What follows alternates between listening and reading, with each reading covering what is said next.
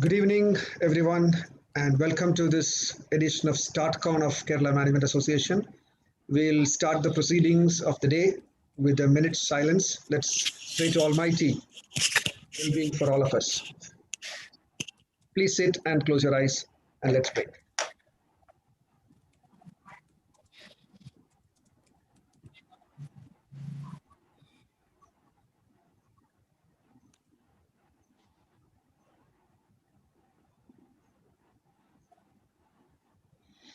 Thank you, and very good evening to each one of you once again, past presidents of KMA, the two eminent panelists of today's StartCon discussion, Sujith Kattatara and Fouzi Nizam, and all the managing committee members, other members of KMA, members of other local management associations, invited guests, and friends.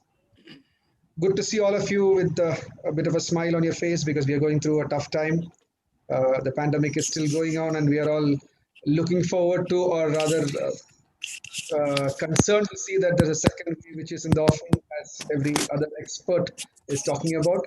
So, in between all that, trying to keep the positive spirits up by conducting a variety of programs. I must thank Program Committee Chair, past President Mr. Sar Nair, for getting such eminent speakers, getting such good topics to dwell on so that the positive spirit among us is kept alive and we can look forward to a better tomorrow when, as our past president Dinesh Thambi says, when the AC, the after COVID time, beckons us very soon.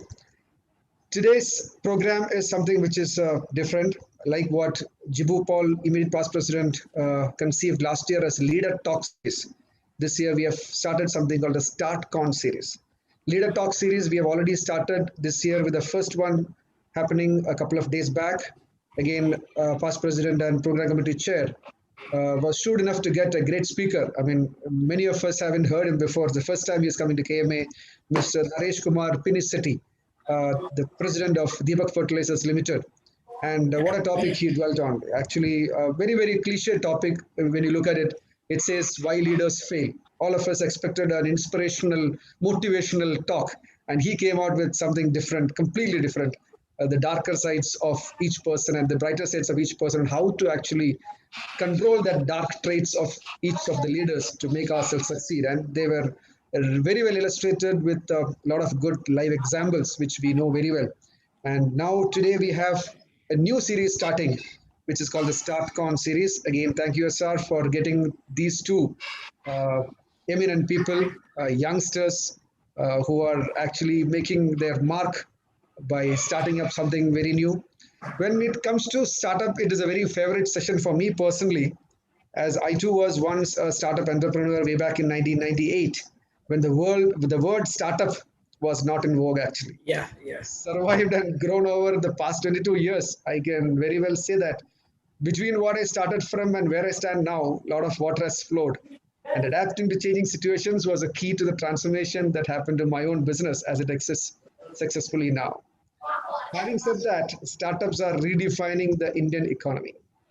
With favorable demography, that's being the youngest nation in the world, and the open economic environment and culture of entrepreneurialism, India is highly conducive to entrepreneurial activity. However, India's startup economy is not showing the desired success, and many startups die in their infancy. As many as 90% of startups fail within the first 5 years itself, is what studies say.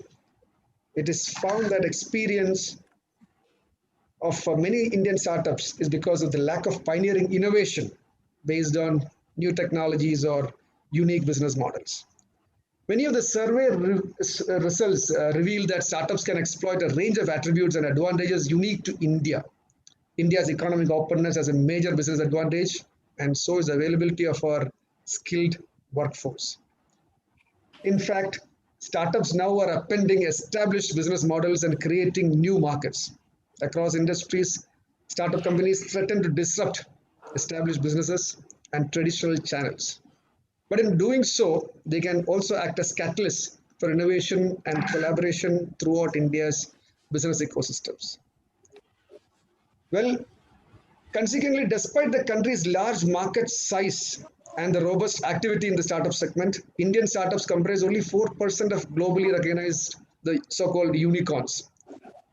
It is known that most of the venture capitalists also believe that India startups struggle to succeed because their executives do not receive adequate mentoring from experienced leaders of established companies, incubators or investors, and organizations like management associations.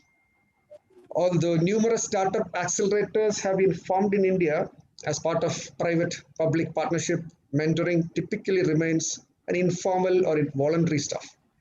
This is exactly where KMA is trying to play a role by bringing in some of the successful entrepreneurs from multiple domains to come and share their success stories to inspire and guide startup companies and those aspiring to be startup entrepreneurs.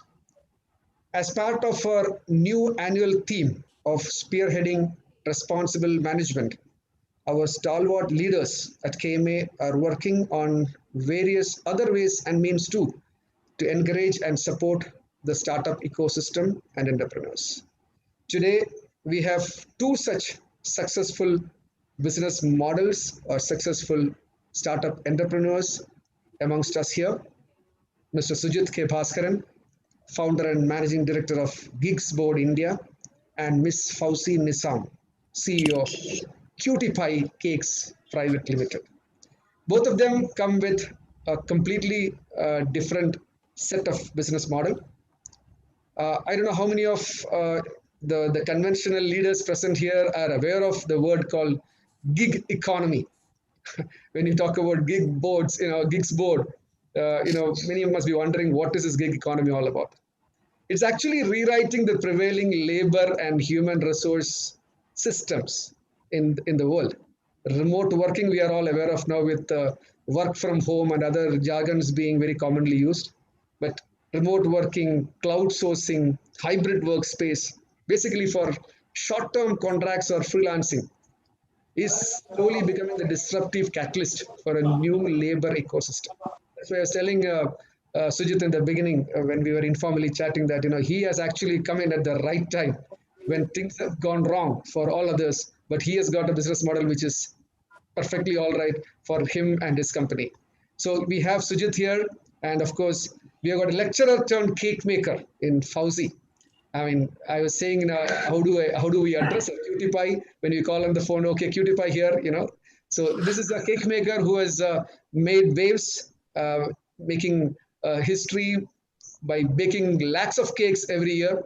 And thank you, SR, for getting these two gems here to share their success stories and to listen to their pearls of wisdom and the ways in which they are making a change here. Welcome to both of you, and welcome SR, welcome Secretary Jomon, and all the managing committee members, all invited guests, and all of you present here. Let us all have a very fruitful, meaningful, enlightening session, and I'll come back to you after SR deals with these two startup entrepreneurs and let us understand what exactly he's going to ask them, what they're going to tell us, and then we'll discuss in the question answer session later on. Thank you so much and welcome once again, and over to past President and Program Committee Chair, S.R. Nair, to carry on with the proceedings. Thank you. Thank you, Madhav. Hello, people, and hello, my panelists. I'm expecting more people to join, but let's see, or maybe we may have people also joining on the YouTube channel.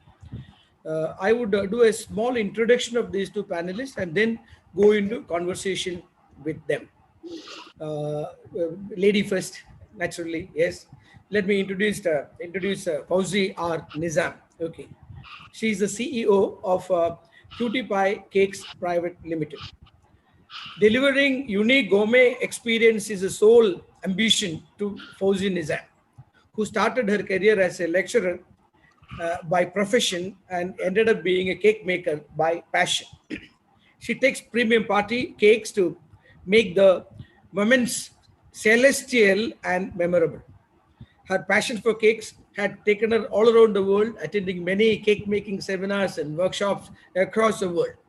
She has been, one of her unique contribution to this business has been bringing in a lot of flavors that was not available within the country, but from across Western Europe, America, and other places. Okay, Today, QTPI, the organization that she is the CEO of, headquartered in Alleppey, makes lakhs of cakes per annum, and it is also distributed through their own retail joints located in the central Kerala.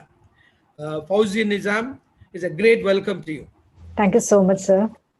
Fouzi Nizam, like I must say it beforehand itself, we always say that behind the success of a person, there is a wonderful woman. In this case of Fouzi, behind the wonderful success of Fouzi, there's a wonderful person called Nizam. Okay, Nizam by itself is a wonderful story which we will deal later. Okay, and let us the time being leave Nizam at that and welcome Fouzi once again. Thank you so much. Let me, yeah, you're welcome. You're welcome. And let me now introduce Sujith. Kattatara Bhaskaran. Kattatara you get to feel some katta feeling you get to feel. But Sujith is very katta when it comes to IT and project management. Truly katta when it comes to IT and project management. Having worked in real marquee organizations such as TCS, of course, Dinesh sir is sitting in there watching Sujith performing. Okay, IBM and Boeing. Life has taken him to all over the continent, in US, in Canada, in Malaysia, in Asia, in Australia, as well as in Middle East. So I was jokingly saying it. I mean, only pun intended what I'm going to say. There's a saying in Kerala that Vinasha Kale Vyavasaya Buddhi. After being close to over 25, 30 years of being a successful project manager working across the world, the entrepreneurship bug caught up with Sujith. And here he is for the last 4 years trying to build up his organization called Gigsboard India. We'll discuss about Gigsboard India and gig economy, etc. a little detail a little later. Sujith, Bhaskaran, here's a great welcome to you. Thank you, sir. Thank you. Okay. Absolute pleasure. Right. Okay. Now, I hope and I know that most of us, about the number of people in this, almost all of you understand Malayalam. So I'll actually talk to Fouzi in Manglish. Okay, you should forgive me, but then all of you will be able to understand. It is not that Fouzi don't want to talk back to us in English, but I don't want her to strain herself. I wanted her to flow, and that's why I thought I'll actually go into Manglish with Fouzi. Fouzi, okay. Sure, sir. Yeah. Well, it's a great story. It's a great story. A person. നമ്മുടെ നാട്ടിലൊക്കെ പറയും ഒരു teacher എന്നൊക്കെ പറയുന്നത് ഭയങ്കര it's called a professor. Now you don't get to be called as a teacher because if you're teaching in a college or a university, you start as a professor. So ഒരു professor എന്നൊക്കെ പറയുന്നത് ഭയങ്കര വിലയുള്ള അല്ലെങ്കിൽ വളരെ valuable ആയിട്ട് ഒരു proposition ആണ്. അതിൽ നിന്ന് മാറിയിട്ട് ഒരു കേക്ക് മേക്കിംഗ് എന്നൊരു സംസാരത്തിൽ ആ പാഷൻ ഉണ്ടായി എന്നുള്ള കാര്യം നേരത്തെ പറഞ്ഞു. But even if there is passion, normally people keep the passion as A side business or something aside. അത് മെയിനായിട്ട് നമ്മൾ പ്രൊഫസറായിട്ട് കണ്ടിന്യൂ ചെയ്യും. May be we may do A little side business, അങ്ങനെ ചെയ്യുമായിരിക്കും. എന്തുകൊണ്ടാണ് ഫൗസി ഈ പ്രൊഫസർഷിപ്പ് ഒക്കെ നിർത്തിയിട്ട് കേക്ക് ബേക്കിങ്ങിലും വരാനുള്ള പ്രധാനമായ കാരണം പറയൂ. Can you hear me, Fouzi? Or have I lost? Hello? അതുപോലെ തന്നെ സാധാരണ എല്ലാവരും yes കുറച്ച് ബ്രേക്ക് ഉണ്ടായി. You can start from the beginning. ഒന്നും തുടങ്ങാം. Okay. Sir, നേരത്തെ you can actually switch the video off so that your data is a bit weak actually, so it will come the voice will come smoothly at least. Okay. ഇല്ല എങ്ങനെയായാലും കുഴപ്പമില്ല. Okay, right, Fouzi. She is getting frozen, that's why. Yeah. Fouzi അങ്ങനെയാണെങ്കിൽ video ഒന്ന് block ചെയ്തിട്ട് മൈക്കിലൂടെ സംസാരിച്ചോളൂ. അപ്പൊ പിന്നെ bandwidth useful ആയിട്ട് കിട്ടും.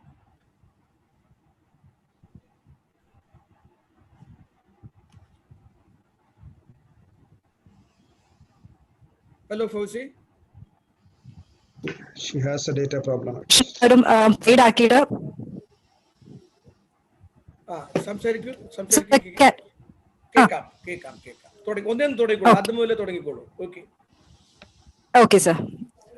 സർ നേരത്തെ പറഞ്ഞ പോലെ തന്നെ പ്രൊഫഷനും പാഷനും രണ്ടും കൂടി കൊണ്ടുപോകാൻ പറ്റുമോ എന്ന് ഞാനും ആദ്യം ചിന്തിച്ചു. പക്ഷെ നമുക്കൊരിക്കലും അത് സാധിക്കത്തില്ല. കാരണം നമുക്ക് പാഷനുള്ള കാര്യം മാത്രമേ നമുക്ക് മടുക്കാതെ ചെയ്യാൻ പറ്റുള്ളൂ. എല്ലാവരും പറയുന്ന പോലെ തന്നെ നമുക്ക് എത്ര ചെയ്താലും മതി വരാത്തത് നമുക്ക് പാഷനുള്ള കാര്യം മാത്രമേ ഉള്ളൂ. എന്റെ പാഷൻ ബേസ് ചെയ്തിട്ടാണ് ഞാൻ എന്റെ ഡിഗ്രി ഞാൻ ഹോം സയൻസ് ആണ് എടുത്തത്. അത് കഴിഞ്ഞ് ഞാൻ എന്റെ PG ചെയ്തത് ഫുഡ് സർവീസ് മാനേജ്മെന്റ് ഡയറ്ററ്റിക്സിലാണ്. സോ എനിക്ക് എന്റെ പാഷൻ റിലേറ്റ് ചെയ്തിട്ടുള്ള കാര്യം ചെയ്യണം എന്നായിരുന്നു ആഗ്രഹം. സോ അങ്ങനെ എനിക്കൊരു ഓപ്പർച്യൂണിറ്റി കിട്ടി കോളേജിൽ വർക്ക് ചെയ്യാനായിട്ട്. ഞാൻ അത് മിസ് ചെയ്തില്ല. ഞാൻ പഠിച്ച കോളേജിൽ തന്നെയാണ് കിട്ടിയത്. ഞാൻ അത് കണ്ടിന്യൂ ചെയ്തു.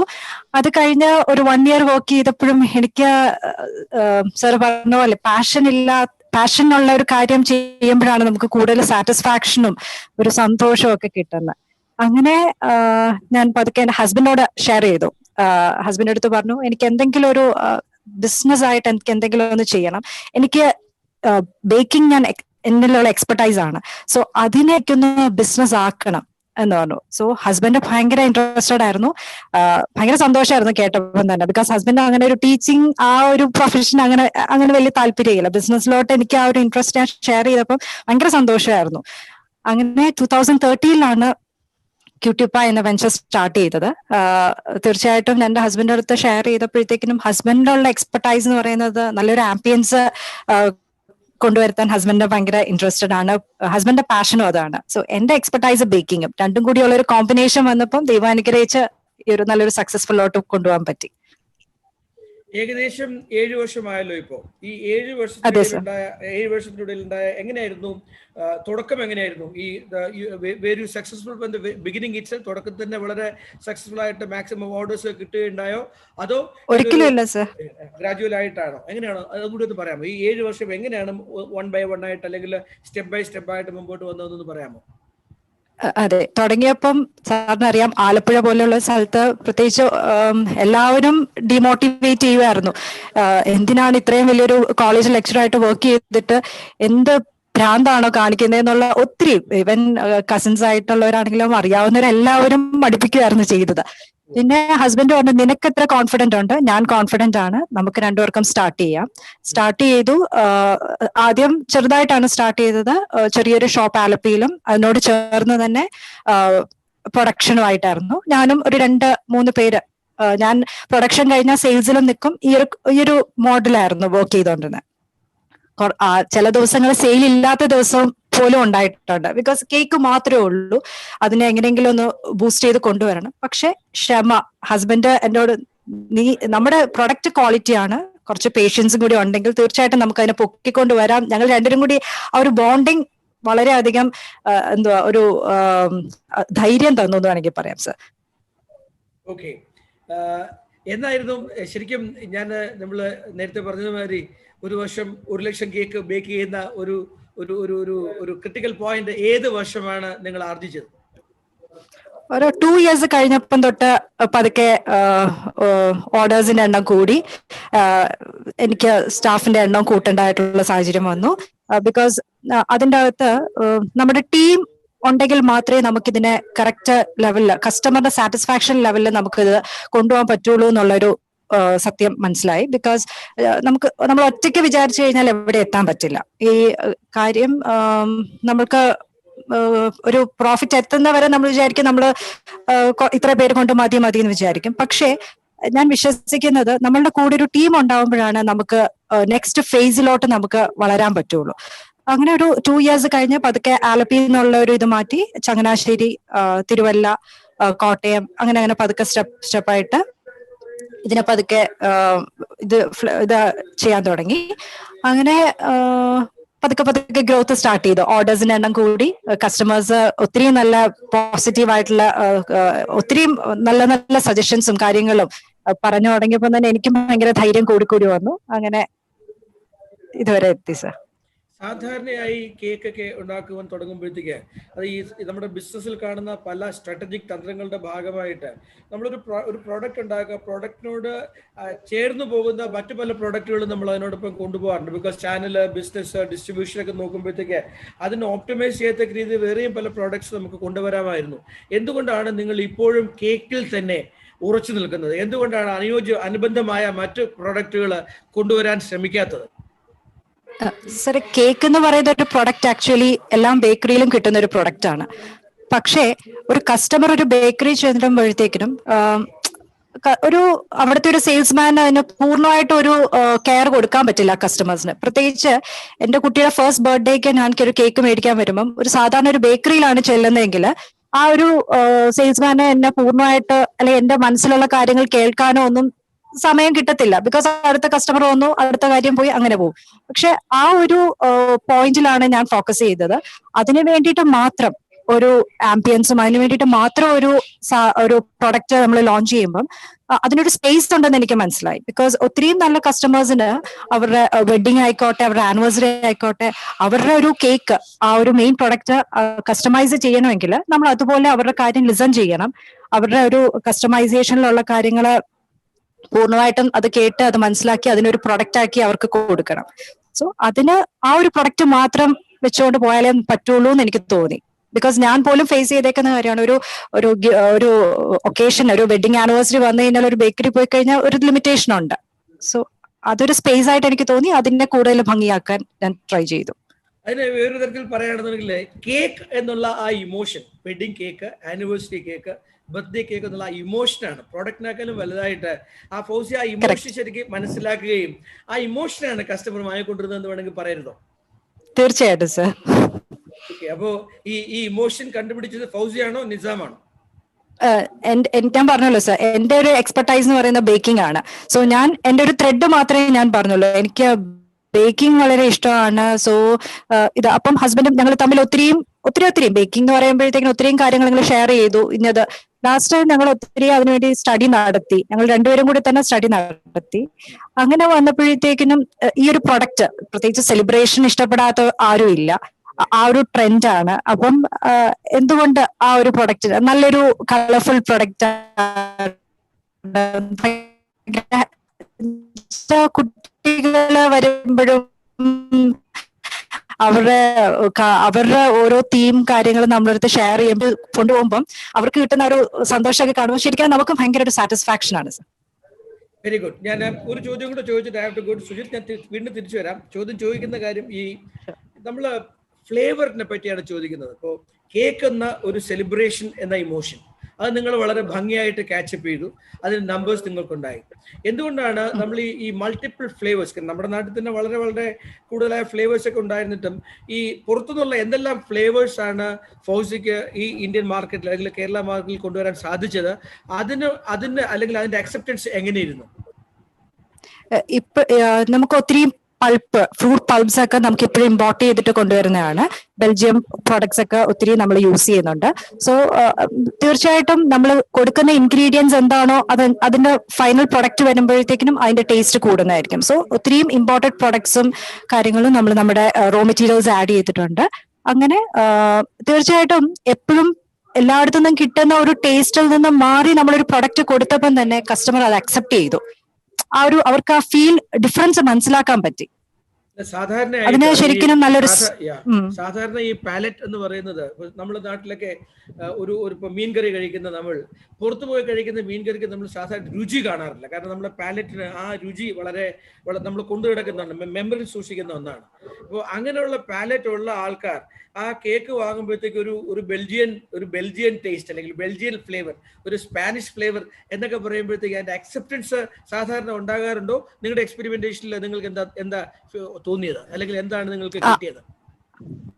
അങ്ങനെ അത്തരം പ്രൊഡക്റ്റുകൾ മാത്രമല്ല സർ, നമ്മളുടെ തീർച്ചയായിട്ടും ടേസ്റ്റ് ഒരു ഇമ്പോർട്ടന്റ് ഘടകം തന്നെയാണ്. പ്രത്യേകിച്ച് നമ്മളുടെ ആ ഒരു ടേസ്റ്റ് ബഡ്സ് നമ്മൾ മനസ്സിലാക്കേണ്ടതായിട്ടുണ്ട്. സോ ഞാനൊരു പ്രൊഡക്റ്റ് ലോഞ്ച് ചെയ്യുമ്പോൾ തന്നെ ഒത്തിരി ടേസ്റ്റ് ചെയ്യാറുണ്ട്.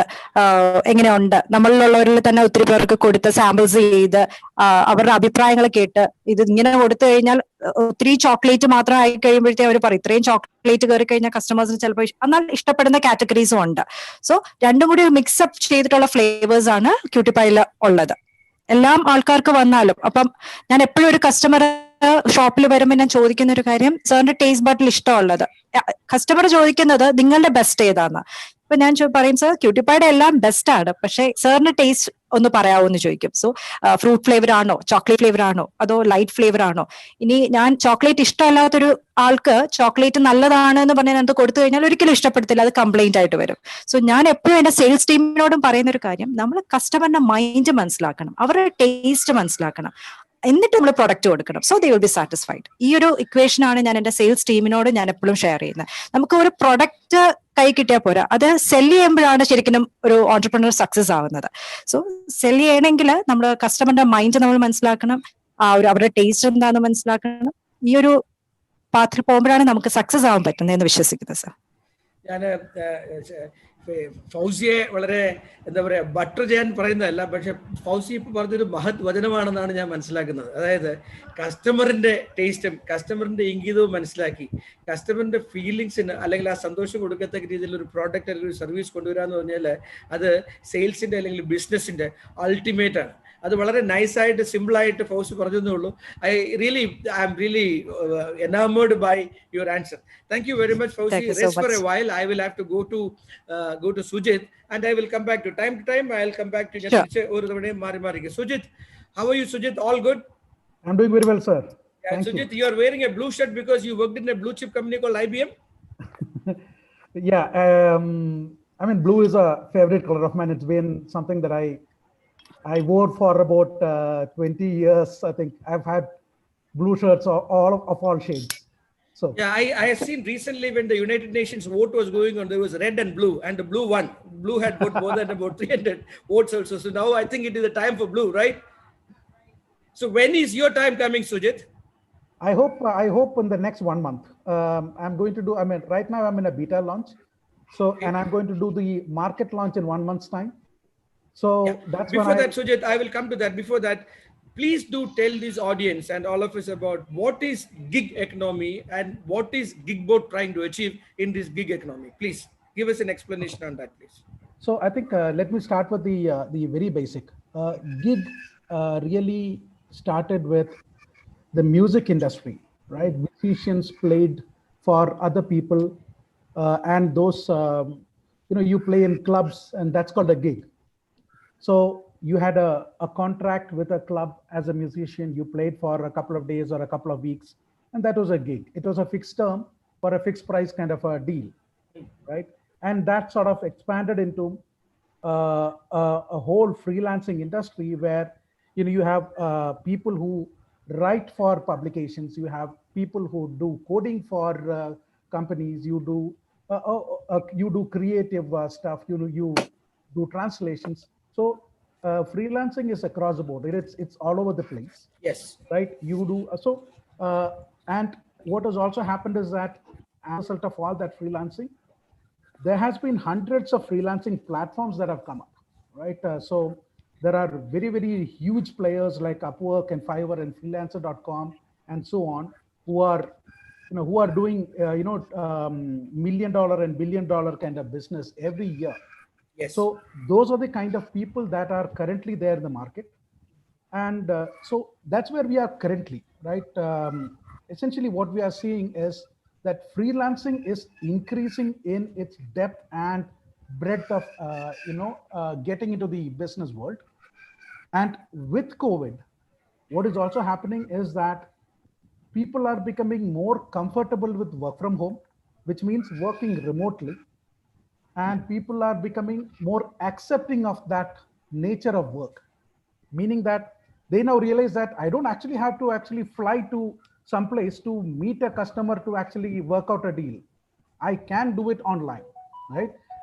We may miss that personal handshake on touch, but this works in the current context. This is what we have to do, and it works. So Sujith, 1 second, Sujith. I think you have said about COVID also helping the remote working ambience or remote working business as a whole. But I also have to essentially bring you to the attention of the millennials. Don't you think that it is a change in the work habit of the millennials which has given a big impetus to gig economy and gig work? Absolutely, sir. And I agree completely with you. The millennial population is millennial and the Gen Z. Yeah. These are people who have been sort of born with a computer or a mobile in their hands, right? Okay. And so if you go out, what you see is every kid having a mobile in his hand, doing something on it, whether it is playing or chatting or whatever, it's on a mobile. and you talk to somebody, you talk to your closest friend via a mobile, right? And what that actually introduces is a environment where people are more comfortable talking to a system rather than directly to a person, and that behavior is also changing the way that they think, right, Okay. and operate. And so a hands-off conversation, a no-touch conversation is perfectly fine. And what they want is independence. What they want is, give them a direction, they will deal with it, right?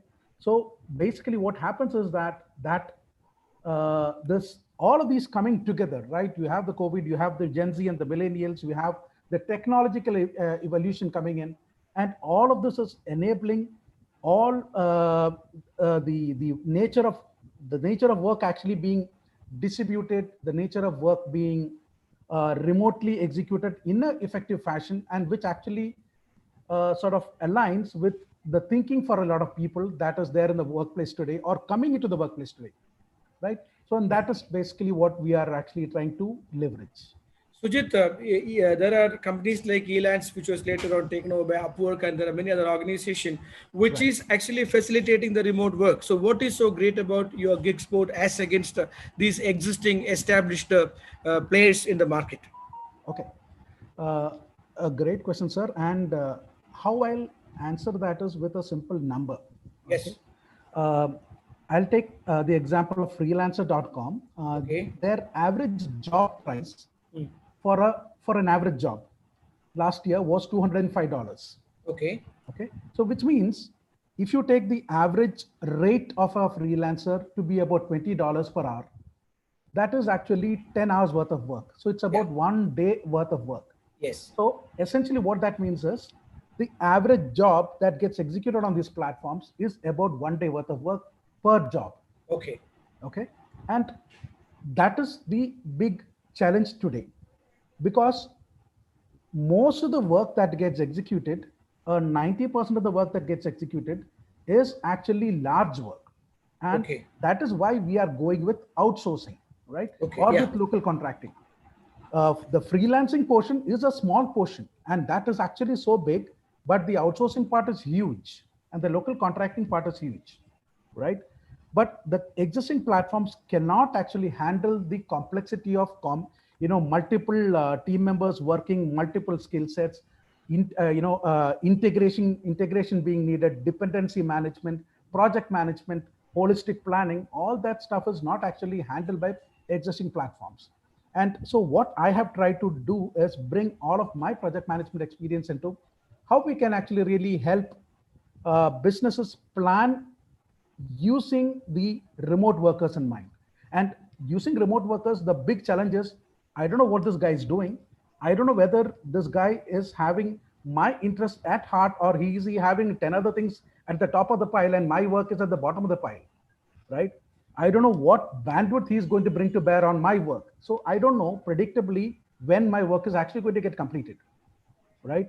So essentially what I'm trying to do with Gigs Board is give businesses that predictability that this is when your work is actually going to get completed, and then give an ongoing perspective of how the work is actually progressing in real life, and not through status reports. Status reports can always be manipulated, right? You can always give good stories. So what happens in Gigs Board is you actually get to see what is really happening.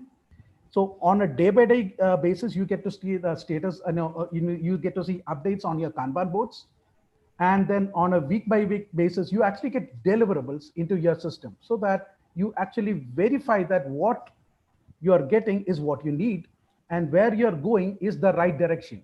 So Let which me means just stop you at that to ask you, because Sure. you're saying predictability element and large work outsourcing etc. is being managed by a platform such as Gigsboard, and that is going to be Right. the uniqueness of this platform as compared to Elance and freelance.com and Upwork etc. Okay. Absolutely. Now, don't you think that, as you rightly said, that there are very many other variables attached to the large work of the large chunk of work that has to be executed? Right. Now, how many platforms today had succeeded in doing that? Because the number of elements that going into the management of the whole thing is huge. While I also admit the fact that over because of COVID, so many organizations had been able to achieve this on a remote work paradigm. Okay, Right. so now have you been able to consider that remote work paradigm into your understanding in creating the gig board platform? Absolutely. So, by the way, when I said that, Upwork and freelancer.com, etc., are having, average jobs at small sizes, etc., Yeah. Upwork has another subsidiary called Upwork Enterprise, which Okay. actually handles large work. Yeah. Now, they operate in a slightly different fashion. That is, when a customer publishes a job on their platform, a large job on their platform, Upwork assigns a freelance project manager to that job, Okay. and then that freelance project manager will in turn, go out and identify freelancers on Upwork who Yeah. are suited to work on this particular job, Yeah. and then they come together as a team. They give a proposal to the customer. Okay. Okay, a cost and a technical proposal, and if the cost and technical proposal are amenable to that customer, then they can sign a contract and go forward with the deal. Now, the downside of this kind of a engagement is that in a traditional freelancing platform, there is competition that actually drives price down for the customer.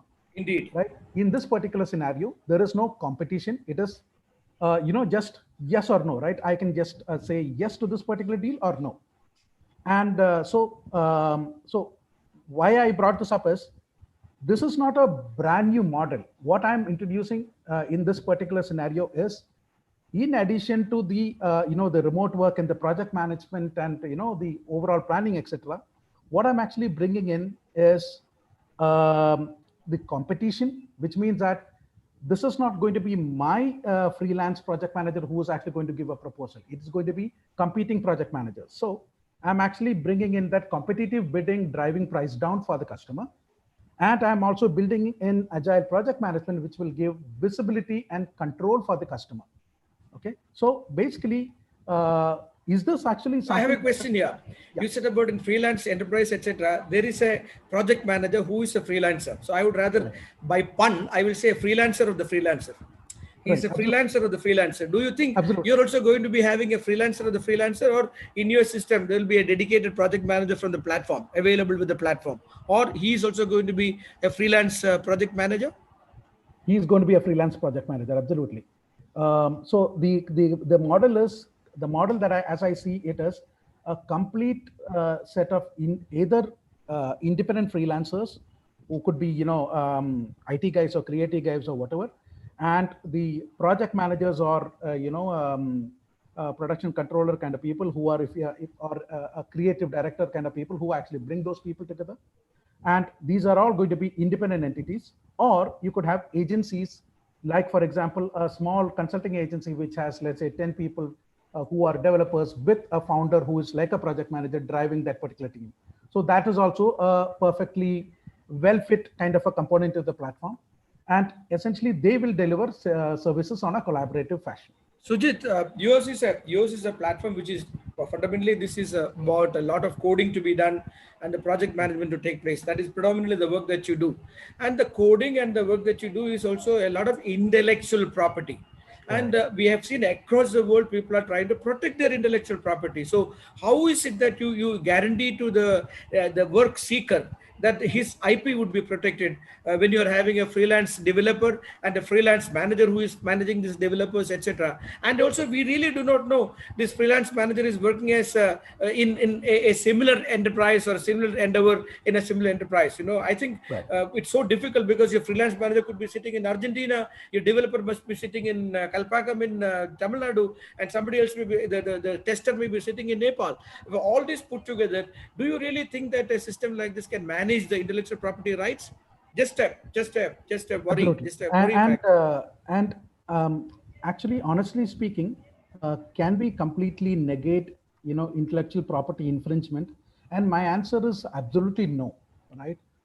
There is no way that we can actually protect intellectual property to this extent. Now, how can we actually then assume concerns of a genuine a business guy who's worried about his product?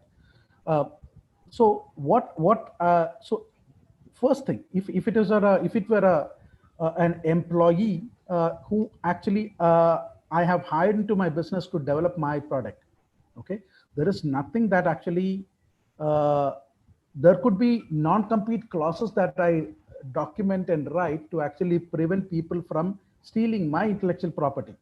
But tomorrow, if this guy goes out and actually, starts his own company, me filing a legal suit is going to take years, by which time his company is going to anyway take off. So, which means that to me, the first thing is the first to the market is going to be the best actual opportunity. Number one. Number two, how do we then protect my intellectual property as a, let's say, a startup who's actually developing a product? Okay, so in any startup, if you are actually looking at the technology part of it, there could be about 75% which could be uh, you know there could be 25% which could be actually core intellectual property that you develop, and then there would be another 75% which is actually surrounding, which are enabling functions. So for example, you could have registration systems or payment management systems or data, data science analytics, all those things that you build in, which may not be truly your intellectual property. Those are enabling your intellectual property. Those plugins available, whether it is a payment gateway or right. Yeah. So right, absolutely. So what happens is this, that in the gigs board, what you can actually do is you can actually segregate the work that can be allocated to your team or your trusted individuals, and you can actually segregate the work that is allocated to other people, and we can have clear firewalls between these individual people who are working. The objective being that if there is a need to actually protect your intellectual property, you can do that very safely. But obviously that assumes that you have your own team as well, or you have a trusted individual who you can handle to actually handle that particular thing. When did you start this, Sujith? When was Gigboard started by you? The concept I actually started I started thinking about this in 2016 actually. Okay. I was doing IT strategy consulting at that point of time. Yeah. And basically and I was actually getting that business out of the Middle East primarily, because that was where I was working last with Boeing. So when did you establish this company? When was this company incorporated? 2016. What was are you part of the Kerala Startup Mission yes, project? Absolutely. Okay. Yeah. So what was the help that Kerala Startup Mission had given you in this process? Okay. So many things actually. One is obviously the simplest things being the infrastructure, like seatings and so on, and access to mentoring in certain areas. I filed patents in both US and India for protecting my intellectual property, and I've actually received reimbursement for like about 98% of that particular patent fees. So that was actually close to 5 lakhs that I got as a reimbursement from the Kerala government for the patents filing. So, so a variety of support that I've received from Kerala Startup Mission, and the latest support that I have support from KSM, and that is something that we are actually now working on, is they have promised to share or support me as a preferred partner, which means that startups in Kerala Startup Mission can actually use Gigs board to develop their technical platforms or launch their marketing strategies and so on. And then okay, that's a great thing. Now, Sujith, Kerala Startup Mission if the Kerala Startup Mission was not there, how much of your endeavor would have happened? Would have happened or not happened? Very, very difficult to say. It's been a very, very uphill battle, naturally. Okay, because this particular product it's not very fancy like AI or machine learning or blockchain, IoT or blockchain or whatever. So it means that it does not catch investors' eyes. And only when COVID happened and remote work happened, then suddenly people started sitting up and taking notice of, oh yeah, this could actually be very useful for me, right? So it's been an uphill battle, and Kerala Startup Mission has supported me all through. So that is one big support. So would I be where I am without Kerala Startup Mission? I seriously doubt it. No, it's not only Kerala Startup Mission which has helped you. You also have received a moratorium-based, very low interest seed fund from Kerala State Industrial Development Corporation also. So between these two, whom do you? I mean, what sort of an assistance have you received so far? KSITC gave me a 25 lakhs loan, and that's a moratorium-based loan, as you rightly put it. KSUM has currently given me the patent filing reimbursement that was close to 5 lakhs. I mean, more than 5 lakhs actually, and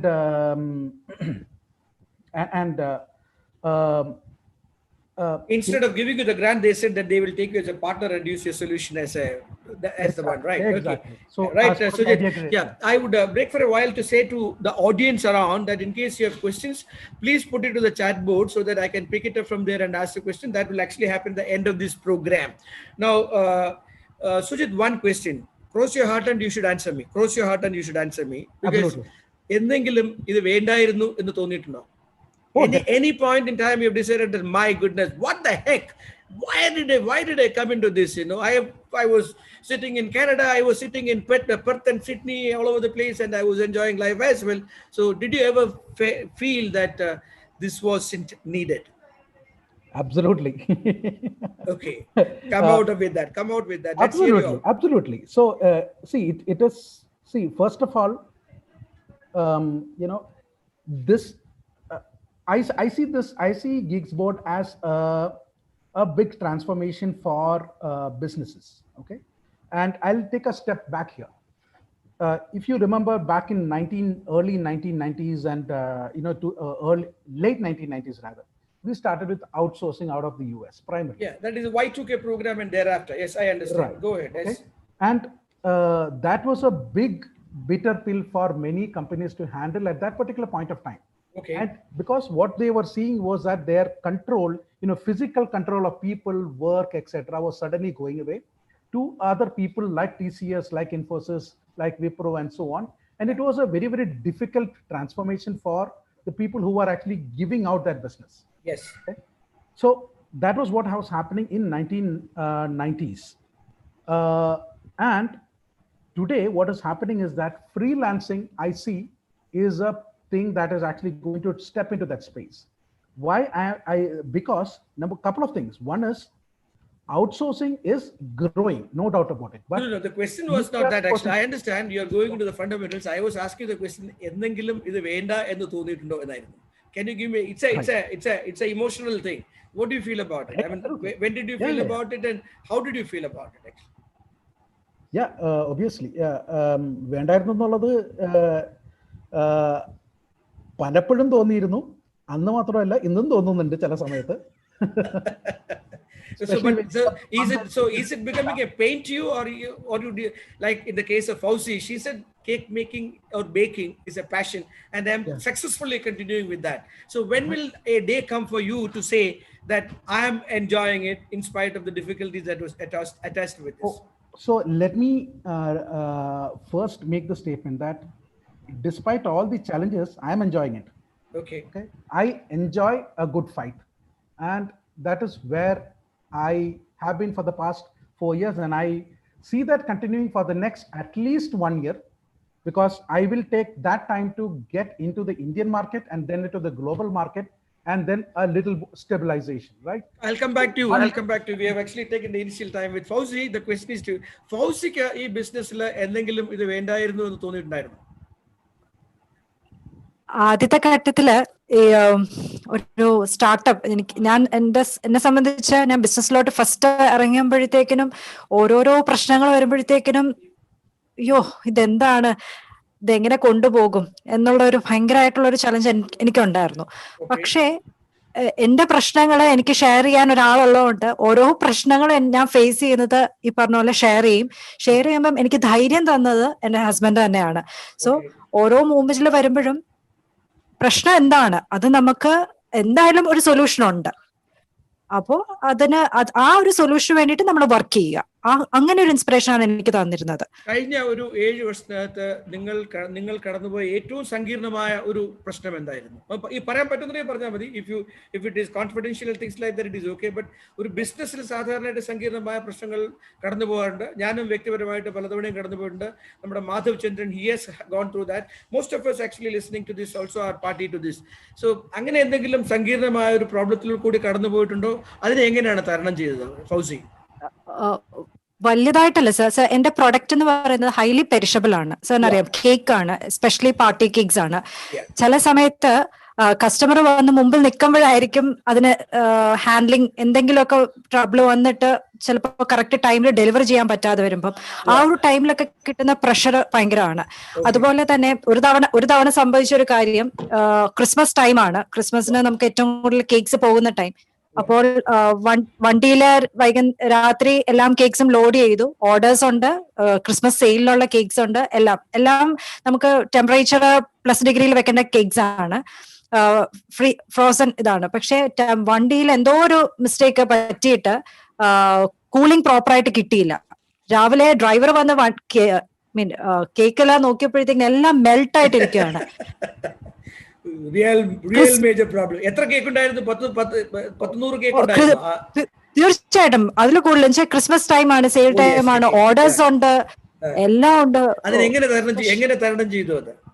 ആദ്യം ഞാൻ dust പഠിച്ചിരുന്നു. Because ഹസ്ബൻഡോട് next step എന്ന് വെച്ചിട്ടുണ്ടെങ്കിൽ എല്ലാം കേക്കും എടുത്ത് ഡസ്റ്റ്ബിനിലോട്ട് ഇടുമായിരുന്നു. എല്ലാം കേക്ക്സും ഡസ്റ്റ്ബിനിലിട്ടു. അടുത്ത സ്റ്റോക്കിനുള്ള സാധനങ്ങൾ കോൾഡ് റൂമിലുണ്ട് എല്ലാം. പിന്നെ മൊത്തത്തില് പിന്നെ സെക്കൻഡ് എല്ലാം ഉടനെ തന്നെ ബില്ലടിച്ചു, കയറി ഓർഡേഴ്സിനുള്ള കസ്റ്റമേഴ്സിനെ എല്ലാം വിളിച്ചു, ഒന്ന് കുറച്ച് ടൈം ചോദിച്ചു.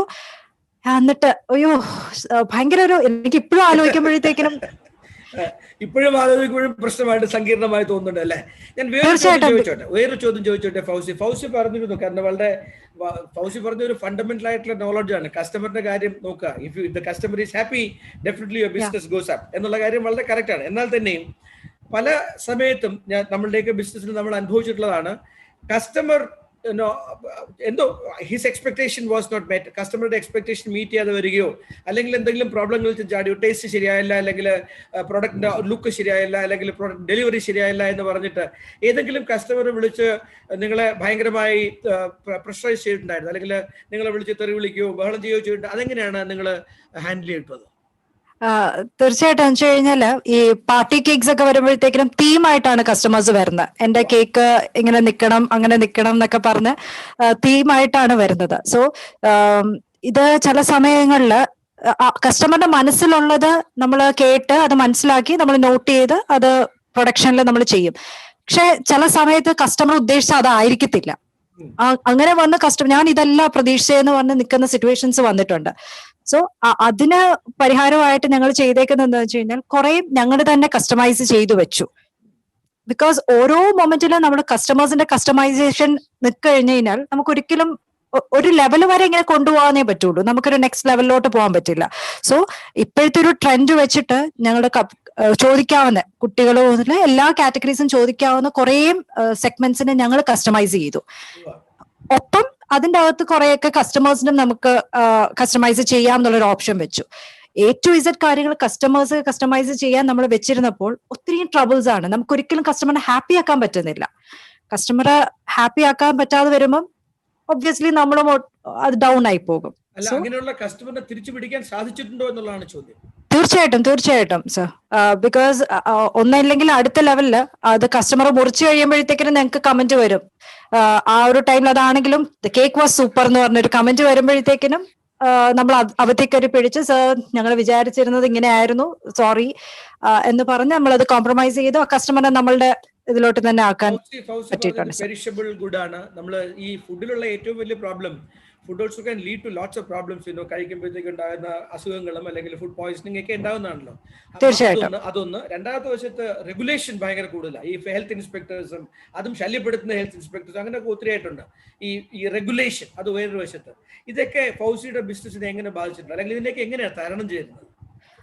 ഫസ്റ്റ് പോയിന്റില് ക്യൂട്ടിപ്പൈ ഏറ്റവും കൂടുതൽ ശ്രദ്ധിക്കുന്ന ഒരു പോയിന്റ് എന്ന് വെച്ച് കഴിഞ്ഞാൽ പ്രൊഡക്ഷനിലുള്ള ഹൈജീൻ.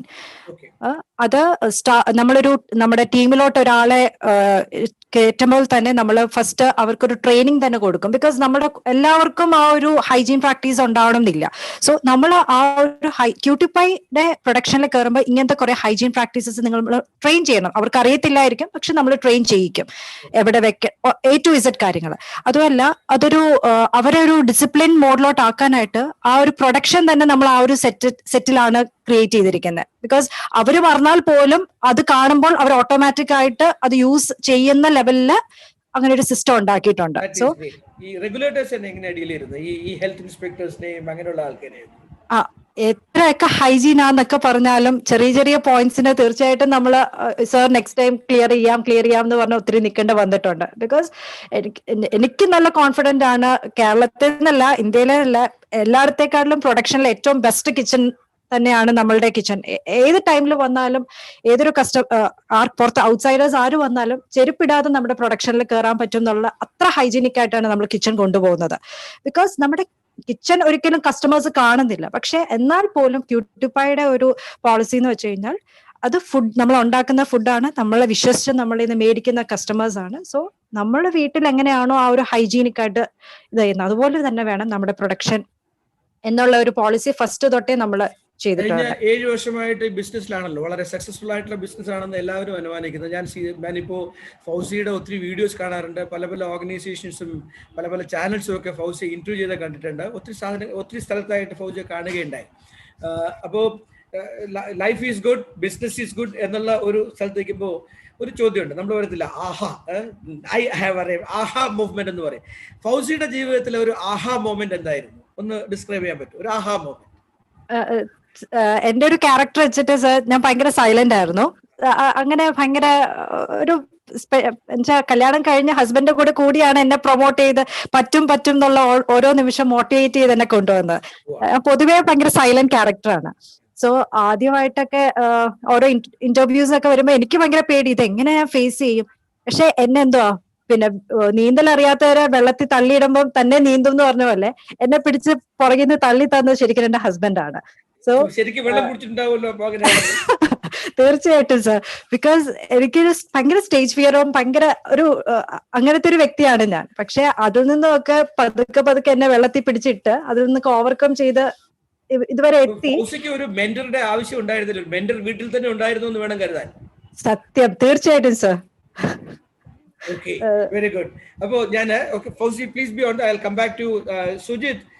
സുജിത്, നമ്മൾ പറയുന്ന സ്റ്റാർട്ടപ്പ് ബിസിനസ് എന്ന് പറയുമ്പോഴത്തേക്ക് സ്റ്റാർട്ടപ്പ് ബിസിന്റെ ഒരു പ്രധാനമായ ക്യാരക്ടറിസ്റ്റിക് എന്ന് പറയുന്നത് അതിന്റെ ഷെൽഫ് ലൈഫ് വളരെ കുറഞ്ഞ ഒരു ബിസിനസ് ആയിട്ടാണ് സ്റ്റാർട്ടപ്പ് ബിസിനസിനെ കാണുന്നത്. ഒന്ന്, നേരത്തെ നമ്മുടെ പ്രസിഡന്റ് മാധവ് ചന്ദ്രൻ പറഞ്ഞ മാതിരി ഈ സക്സസ്ഫുൾ ആയിട്ട് സ്റ്റാർട്ടപ്പ് ലെസ് ദാൻ 5% ആണ്. കൊണ്ടു നടക്കാൻ പറ്റുന്ന അല്ലെങ്കിൽ ഹാൻഡ് മൗത്ത് ആയിട്ട് എക്സിസ്റ്റ് ചെയ്യുന്ന സ്റ്റാർട്ടപ്പുകൾ 10%.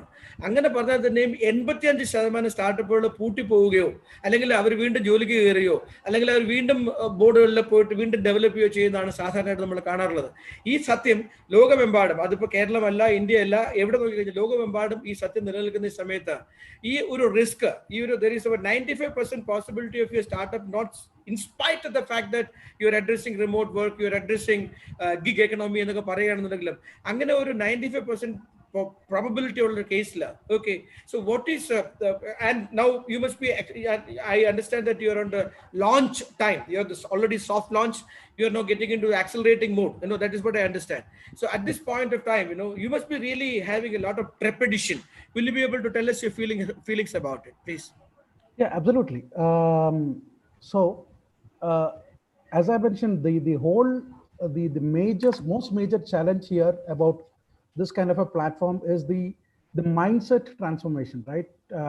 Although we have work from home and remote work, etc., being more widely accepted, it is still, I mean, a businessman would prefer to engage with a known party. So for example, even if I pay X amount of rupees more, I might want to engage a TCS or a Wipro or an Infosys or a Cognizant or whoever, right? Because the perceived reliability is higher there, or at least I No, can is it go only and catch perceived? somebody. There is also, no, I think it is not perceived. It is actually actual, isn't it? I mean, otherwise, all these organizations would have been this success. Just, I mean, you worked in TCS, it's one of the largest Right. companies in the country, Right, absolutely. So that's what I'm saying. So the perception of handling, having that better control, that better visibility is very much higher, Yes. right? And when you go into freelancing, the perception is exactly the opposite, right? You have absolutely no control. Yes. And so making that switch from, no control, a perception of no control into, even though it is freelancing, but I still have control, is a big jump for companies to take. Okay. So, I have a question which again. means Yeah. that Yeah. that that What? that that is Yes. a big trepidation for me, right? I mean, how do we actually convince people? And which means that the only answer is that it will be done, step by step by step, right? We will have to have people who are willing to put pilot projects on the platform and try to How see it work, confident are you on and so that, on. Sujith? So, how confident are you with the trepidation, with the palpitation happening here? How Right. confident are you?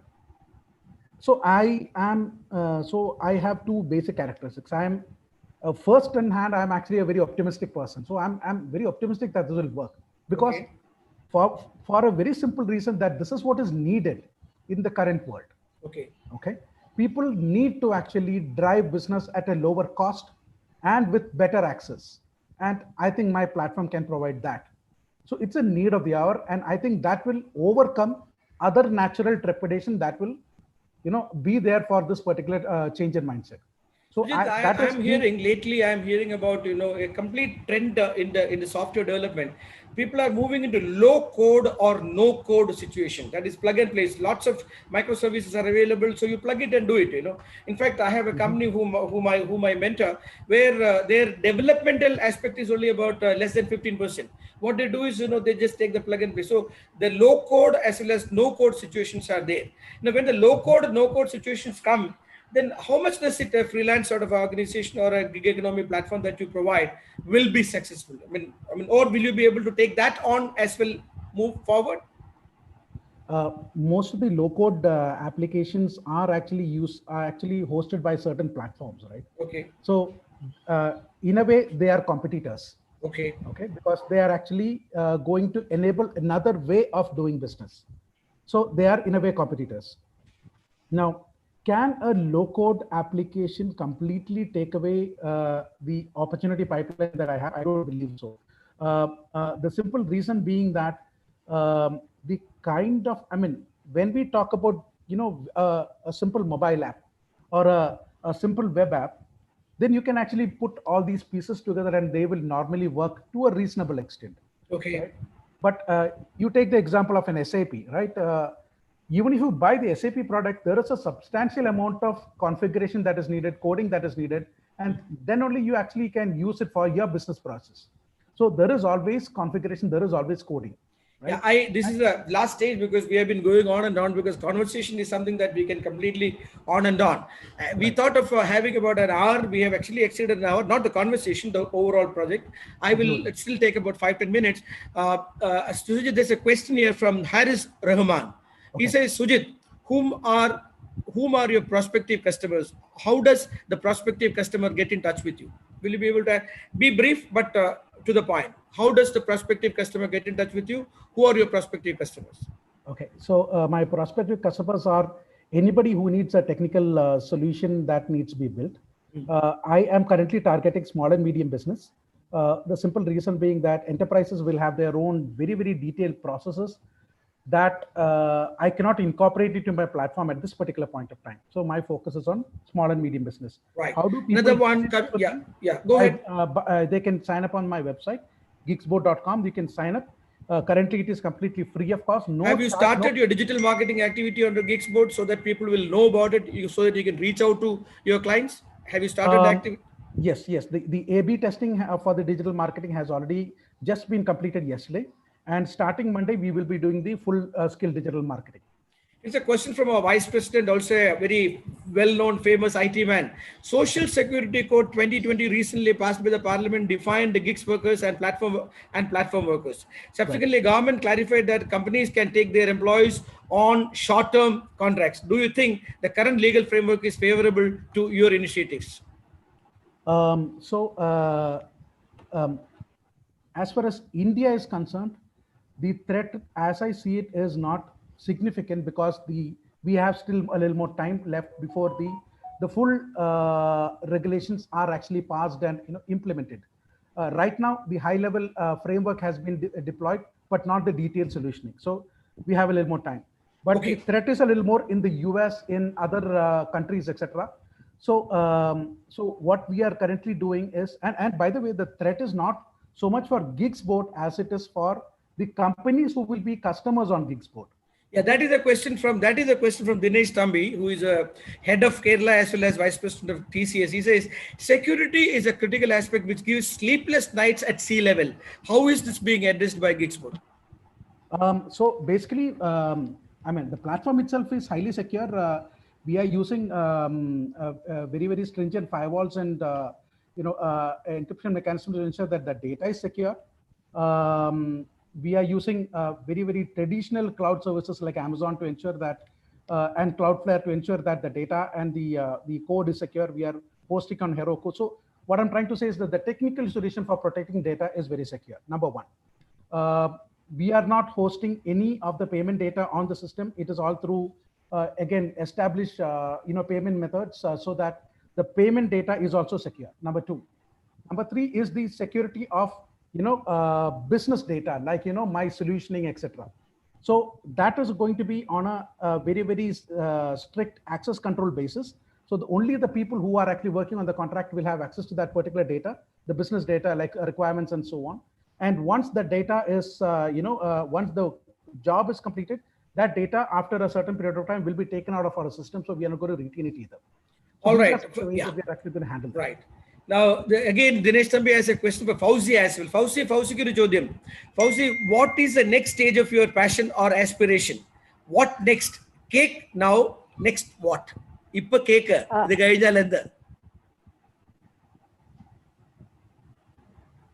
Hello, Fouzi. Cake തന്നെ കേക്കിൽ തന്നെ ആയിരിക്കും. കേക്കാവോ sir? കേക്കാം. Go ahead. ഇപ്പോൾ ദൈവാനുഗ്രഹിച്ച് നല്ലൊരു brand name കിട്ടിയിട്ടുണ്ട്. So ഞാൻ ഇപ്പൊ ഹാൻഡിൽ ചെയ്യുന്ന ഒരു ഹൈലി പെരിഷബിൾ ആണെങ്കിൽ ഞാൻ ഇനി ലോഞ്ച് ചെയ്യാൻ പോകുന്ന ഒരു പ്രൊഡക്റ്റ് കേക്കിൽ തന്നെ ഷെൽഫ് ലൈഫ് ഉള്ള ഒരു പ്രൊഡക്റ്റ് ആണ് ലോഞ്ച് ചെയ്യുന്നത്. സോ അതിന്റെ റിസർച്ചിലാണ്. വെരി സൂൺ തന്നെ അത് ലോഞ്ച് ചെയ്യും എല്ലായിടത്തും. ക്യൂട്ടിപ്പൈയിൽ മാത്രം ഒരു അൺപെരിഷബിൾ കേക്ക് ആണോ? അല്ല, ഒരു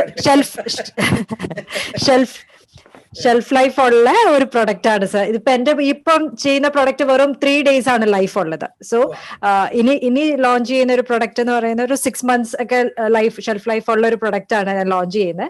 അത് ക്യൂട്ടിപ്പൈയിലും എല്ലായിടത്തും അവൈലബിൾ, കേരളത്തിലും ഇന്ത്യയിലും ഗ്ലോബലി ഓൺലൈനിലും ഒക്കെ കിട്ടാവുന്ന ഒരു പ്രൊഡക്റ്റ് ആണ് ഞാൻ ലോഞ്ച് ചെയ്യാൻ പോകുന്നത്. സോ അതിന്റെ റിസർച്ചിലാണ്. വെരി സൂൺ തന്നെ അതിന്റെ ലോഞ്ചിങ് ഉണ്ടാവും സർ. Very good. സോ അത് വെരി സൂൺ എന്ന് പറയുമ്പോൾ how soon is soon? Like ഈ ഒരു കോവിഡ് സിറ്റുവേഷൻ ഒക്കെ കഴിഞ്ഞിട്ട് തന്നെ എല്ലാം ഏകദേശം റെഡിയാണ്. നല്ലൊരു മാർക്കറ്റ് സ്പേസ് കിട്ടിയിട്ട് ഉടനെ തന്നെ ലോഞ്ച് ചെയ്യാന്നുള്ളൊരു ഇതാണ്.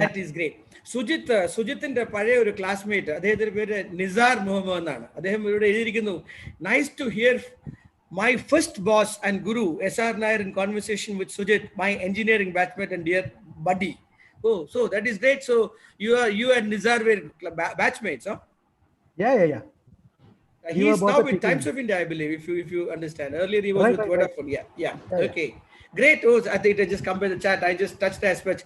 Okay. Now, as far as question is concerned, there is, we have, if you really look at the chat board, there is a feedback form. We would love to have your feedback because 2 reasons. One is we would like to get back to the participants and tell them how you have enjoyed them, number one. Number two is for us to understand what are the new developments, what are the new changes that we need to make in the pattern so that it can be more acceptable and more articulative and more useful for the audience. So please spend a little time on the feedback on the Google form available on the chat mode to give us a feedback. Okay. Now, Sujith, it is almost about 1909. One more minute that we have. So one last question. If somebody comes to buy over your company, what will be the cost of your company? Right now, I think this is probably not a good time to actually look at a valuation because we are just about to launch, right? So once we've done a launch, then the solution would be, I think, far better packaged than it is today. And hence, I think, so that is when I would actually get into that conversation. And I would actually get into that conversation after the US launch, because that's when I would hope to see real revenues coming in, and not from the India launch primarily. The India launch is definitely going to be something that is going to be useful and valuable, but I will use that also as a step where I will stabilize my product and then go out into the world. Fauci competition വളരെ കൂടുതലുള്ള ഒരു മാർക്കറ്റിലാണ് Fauci. അവിടെ ഡെപ്യൂട്ടേഷനെ വളരെ കൂടുതൽ affect ചെയ്യുന്ന ഒരു ചെറിയ കൈപ്പിശക് മതി അത് ആ കോമ്പറ്റീഷൻ തന്നെ യൂട്ടിലൈസ് ചെയ്ത് നിങ്ങളുടെ പേരിലാണ്ടാക്കാനായിട്ട്. അങ്ങനെയുള്ള ഒരു കോമ്പറ്റീവ് മാർക്കറ്റിൽ ഇത്ര നാൾ പിടിച്ചു നിൽക്കുകയും ഈ കോമ്പറ്റീഷനെ ശരിക്കും തരണം ചെയ്യുന്ന, അല്ലെങ്കിൽ കോമ്പറ്റീഷൻ ശരിക്കും ഫേസ് ചെയ്യുന്നത് എങ്ങനെയാണ്? Last question.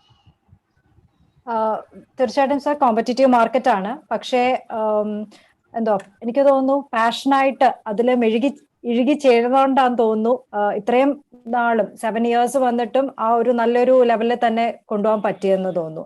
പിന്നെ എനിക്ക് തോന്നുന്നു കസ്റ്റമേഴ്സിന്റെ പെയിൻ എന്താണെന്ന് മനസ്സിലാക്കി നമുക്ക് അതിനൊരു സൊല്യൂഷൻ കൊടുക്കാൻ പറ്റുമെങ്കിൽ തീർച്ചയായിട്ടും ഏതൊരു ബിസിനസ്സിനും സക്സസ് ഉണ്ടാവാൻ പറ്റും എന്നാണ് എന്റെ വിശ്വാസം. Thank you Fauci. ഞാൻ ഇന്നത്തെ നമ്മുടെ സ്റ്റാർട്ട്കോണിന്റെ തുടക്കത്തിൽ വളരെ സക്സസ്ഫുൾ ആയിട്ടുള്ള ഫൗസി നിസാമും വളരെ സക്സസ് കാംക്ഷിക്കുന്ന സുജിത് കട്ടത്തറ ഭാസ്കരൻ രണ്ടുപേരാണ് നമ്മൾ ഡീൽ ചെയ്തത്. ഒന്ന് ശരിക്കും ഒരു ഫിസിക്കൽ പ്രോഡക്റ്റ്, ഒന്ന് ഒരു കംപ്ലീറ്റ്ലി വെർച്വൽ പ്രോഡക്റ്റ്. നമ്മൾ ശരിക്കും നോക്കുകയാണെങ്കിൽ മധുരം തിന്നാൻ ഉപയോഗിക്കുന്ന, അല്ലെങ്കിൽ ഏറ്റവും നമ്മുടെ ഹെൽത്തിന് വേണ്ടി, അല്ലെങ്കിൽ നമ്മുടെ സന്തോഷത്തിന് വേണ്ടി ഉപയോഗിക്കുന്ന, മൊമെന്റ്സിന് വേണ്ടി ഉപയോഗിക്കുന്ന കേക്ക് ഒരു physical product. The other one is a incoming remote working gig platform. That is what we had scene.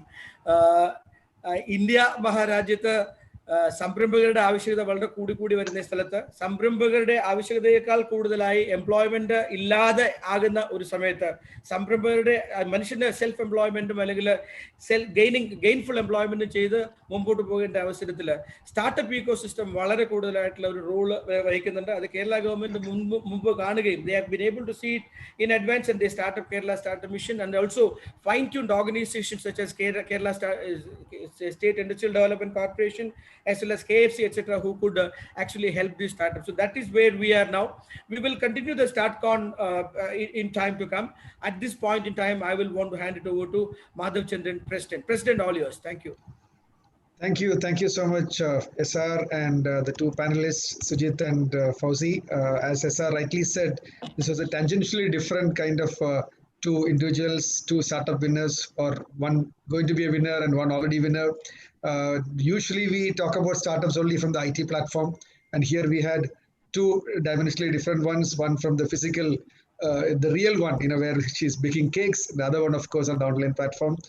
It was really wonderful hearing them talk to their good connect, Mr. S.R. Nair, so he could actually get them very comfortable and answer all the questions, whether it's Manglish or English, or the flow was really good, that all of us could actually understand what exactly they are into, and how difficult it was to actually get into this particular platform where they are actually now taking off and going forward.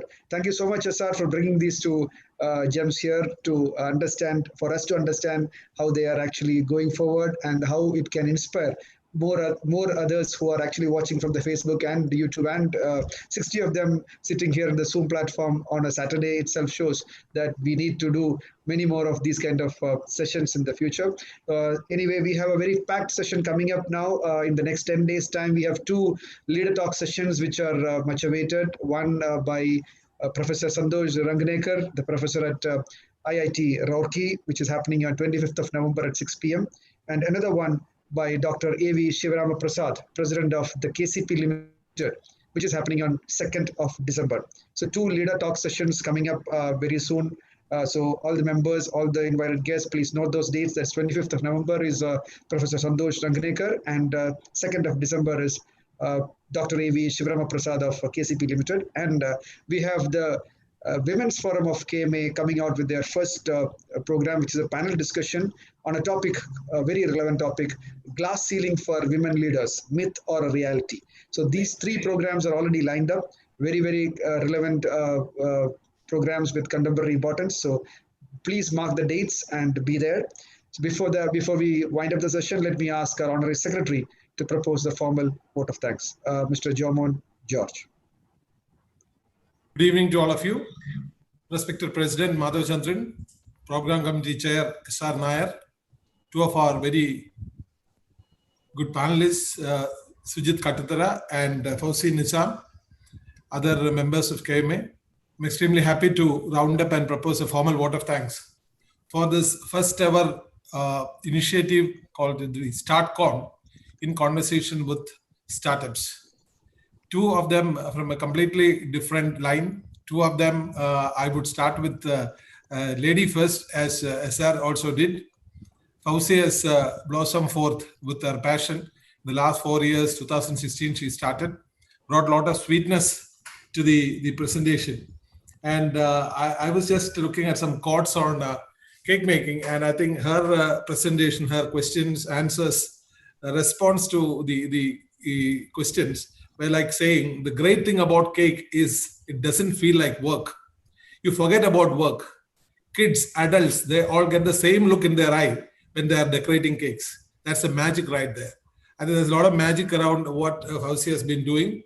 And she has plans. When Dinesh asked her this question, what next about cake? I thought she said it's going to be more icing on the cake, but she said, no, I'm going to a more durable product, which would be have a larger shelf life.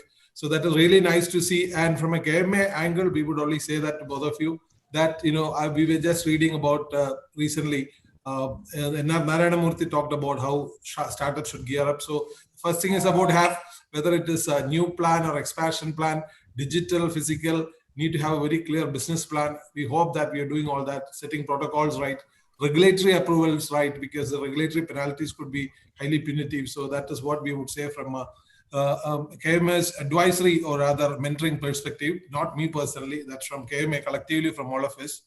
So that is a wonderful collective empowerment initiative. And coming in conversation with startups is very important because we have a very strong startup ecosystem. And by 2025, we'll have, it is expected that India will have 1 lakh plus startups, employing 3.25 plus million people and producing 100 plus unicorns with a total market value of approximately $500 billion US. But then one thing about startups here is that, only 50% in the present context, if you see, there's a ministry separately for the startup ministry, and only 50% of the startups are registered in the formal stream of things. So that is about that. And then extremely nice that we could get those inputs from the conversation with Fouzi, very strongly supported by her loving husband. Thank you so much, Fouzi, for those inputs, and that really inspires, it's a lot of inspiration to every one of us. And Sujith, I would only say that Jigboard, he said he's still passing through the travails. When SR asked that question, have you regretted? He said at some point of time, but then with strong conviction, confidence, and the confidence and optimism, as you said, undying optimism, that is what is most required for a startup, which I hope would percolate to the participants here as well, whoever is trying to venture out on his own. I think Jigboard will soon get onto the springboard of growth, and once you launch in the US, revenues coming in, and rightly said, it's too early to unlock value and then wait for some more time. So wish you all the very best, Sujith, and thank you very much for that very, very nice responses, which were very, I think, very, very straightforward, not hiding anything, saying that, okay, some point of time, yes, there is regret, but then it is not. That's all put behind and going forward. All the very best to both of you once again. And thank you, SR, for, as I say, always say, use that term, that seamless coordination. Questions changing out to switching over from Fouzi to Sujith, and then asking some difficult questions, which is typical of you, and then that is really brings a fresh perspective forward. So thank you, everyone. Thank you, President, and all of you. Stay safe, and while you're staying safe, stay tuned to the upcoming programs of the KMA, and we're expecting larger participation. But of course, our YouTube viewership is there, but then more on the screen would be really nice, because a lot of value-adding programs are coming up. So stay blessed. Thank you very much. Thank you, Jamon. Thank you, Sujith and Fouzi. Once again, we have a very specially curated memento coming your way, which is a signature memento of KMA. You can see it on the screen now. This will be coming to you. Wait, there is nothing on the screen. It's coming up. I think Prajit is doing that. Prajit, what is the delay? Got to wait for good things to happen, I guess. Cake is baking. Yeah. No, it is. Yeah, these are the mementos. Yeah, lovely. These are signature mementos of KMA, which shows the proof of you being here and addressing the KMA audience. Thank you so much once again. Special thanks to SR again, and let us all look forward to the next session. That's all from KMA for tonight. Let's all stay safe and stay healthy. See all the smiling faces again on 25th of November at the Leader Talk session. Thank you, and meeting is adjourned. Thank you so much. Thank you and